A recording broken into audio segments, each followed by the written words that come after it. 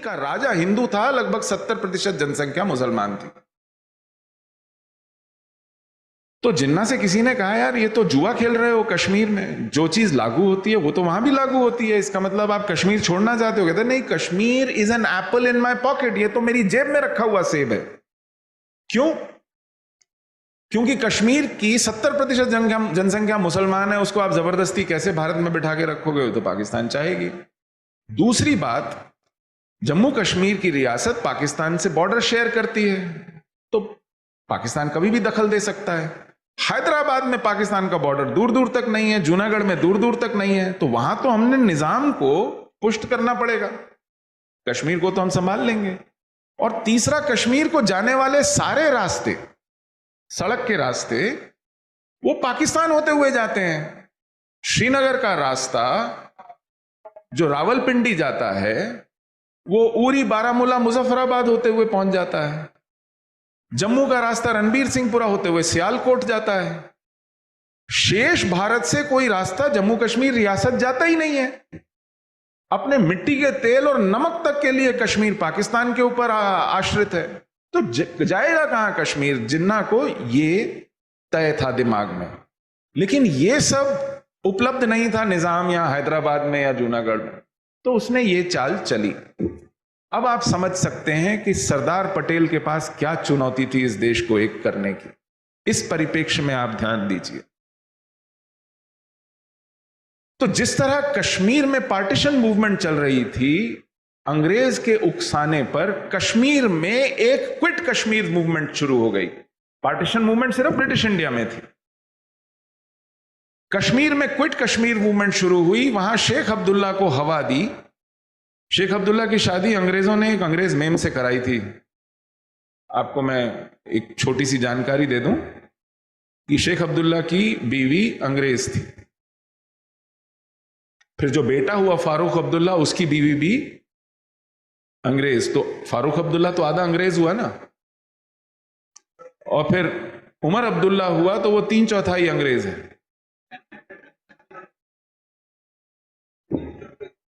ठीक है, ये क्लाउड था अंग्रेज का शेख अब्दुल्ला के ऊपर। वो क्विट कश्मीर मूवमेंट शुरू हुई, राजा ने शेख अब्दुल्ला को धर लिया, राजद्रोह में नजरबंद कर लिया।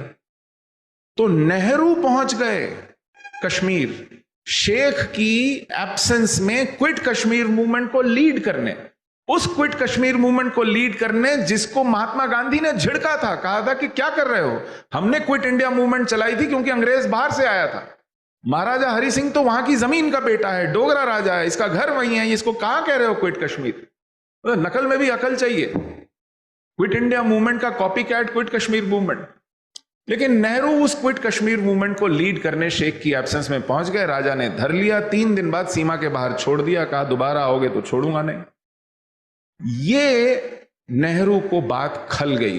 ये उसके लिए ह्यूमिलिएशन थी कि मैं इस देश का इंटरिम प्राइम मिनिस्टर और ये एक छोटी सी रियासत का राजा मुझे गिरफ्तार करता है।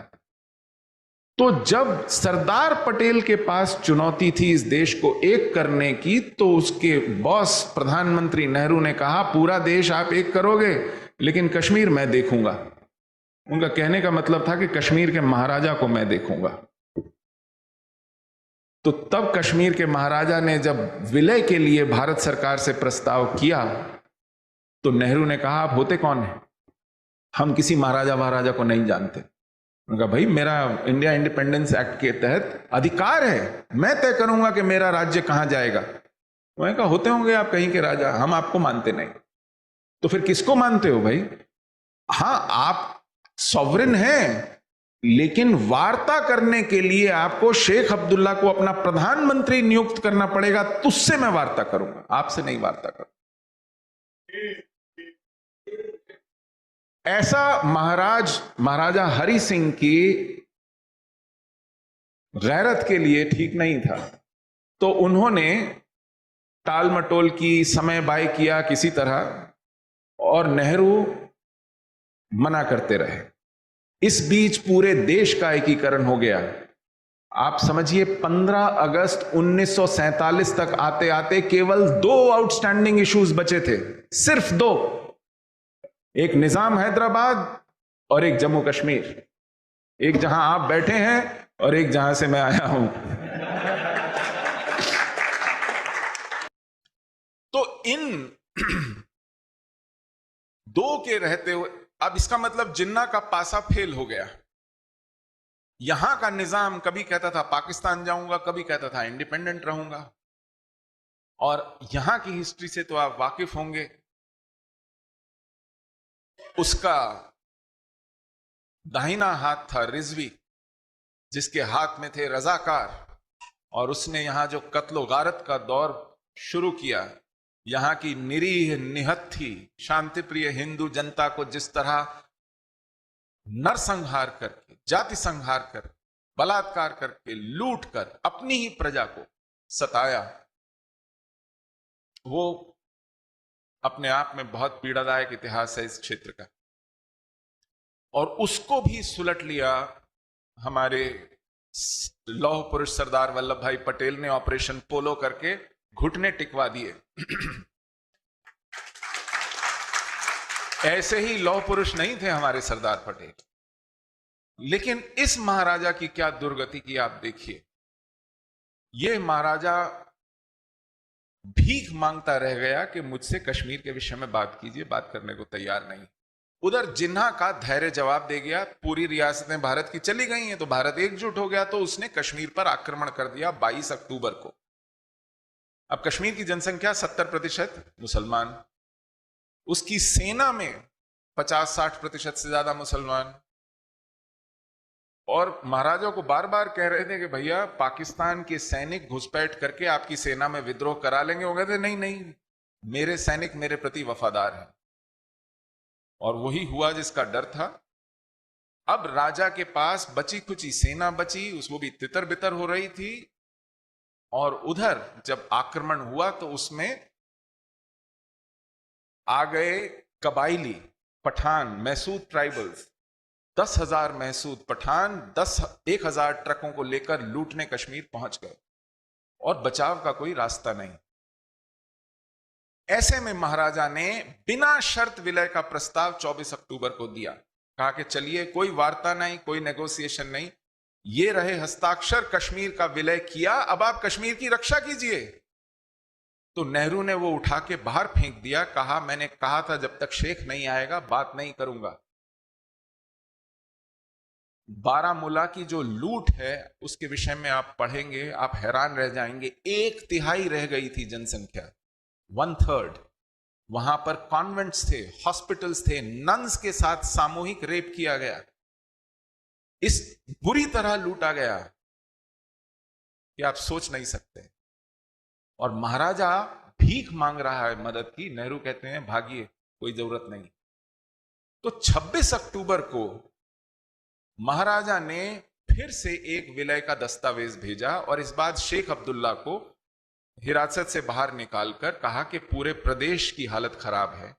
महारानी को साथ भेजा कि जाइए, और इस बार भेजा लॉर्ड माउंटबेटन को, क्योंकि नेहरू कहते थे कि कश्मीर भारत का हिस्सा नहीं है और कश्मीर पर आक्रमण हुआ है तो क्या हुआ, भारत की सेनाएं केवल भारत की रक्षा के लिए हैं, कश्मीर की रक्षा के लिए नहीं है।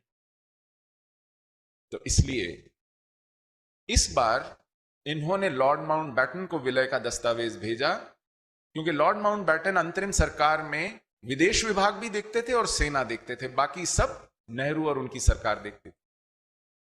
तो विदेश विभाग क्योंकि कश्मीर विदेश है, सेना क्योंकि सेना की आवश्यकता है। और इस बार शेख अब्दुल्ला को भी भेजा कि वो कमी भी पूरी हो जाए।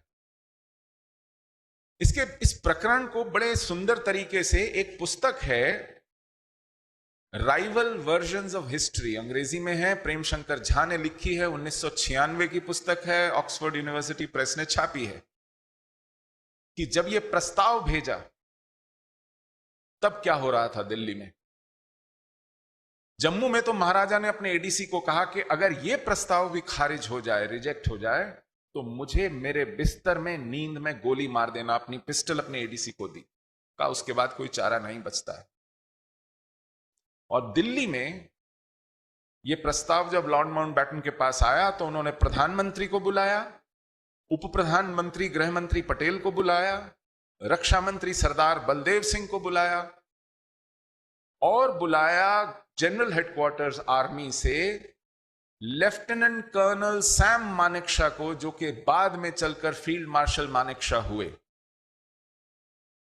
और यह इंटरव्यू प्रेम शंकर झा का सैम मानेकशॉ के साथ है, जो तब लेफ्टिनेंट कर्नल थे।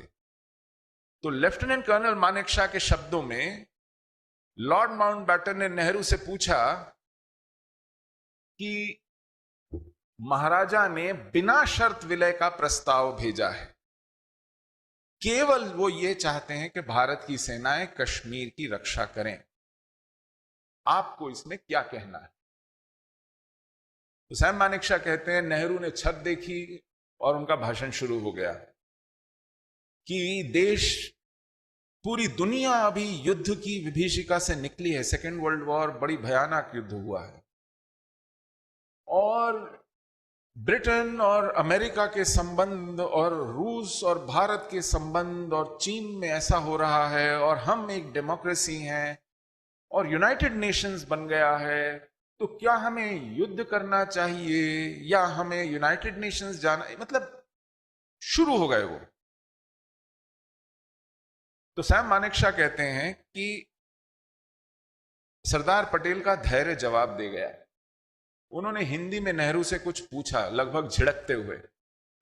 याद रखिए, सरदार पटेल की आयु नेहरू से 14 वर्ष ज्यादा थी। वो पहले प्रधानमंत्री होने जा रहे थे, महात्मा गांधी की इच्छा से उन्होंने नेहरू के अंडर काम करना माना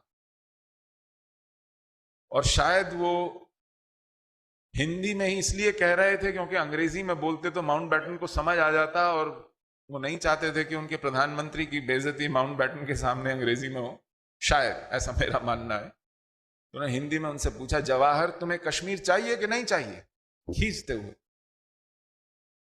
तो नेहरू मुड़े और बोले, हाँ हाँ क्यों नहीं चाहिए।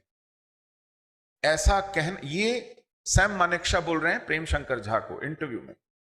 तो जैसे ही पटेल जी ने नेहरू जी से ये सुना, उन्होंने सैम मानेकशॉ को कहा, you got your orders now from the prime minister, go mobilise the forces and defend Kashmir.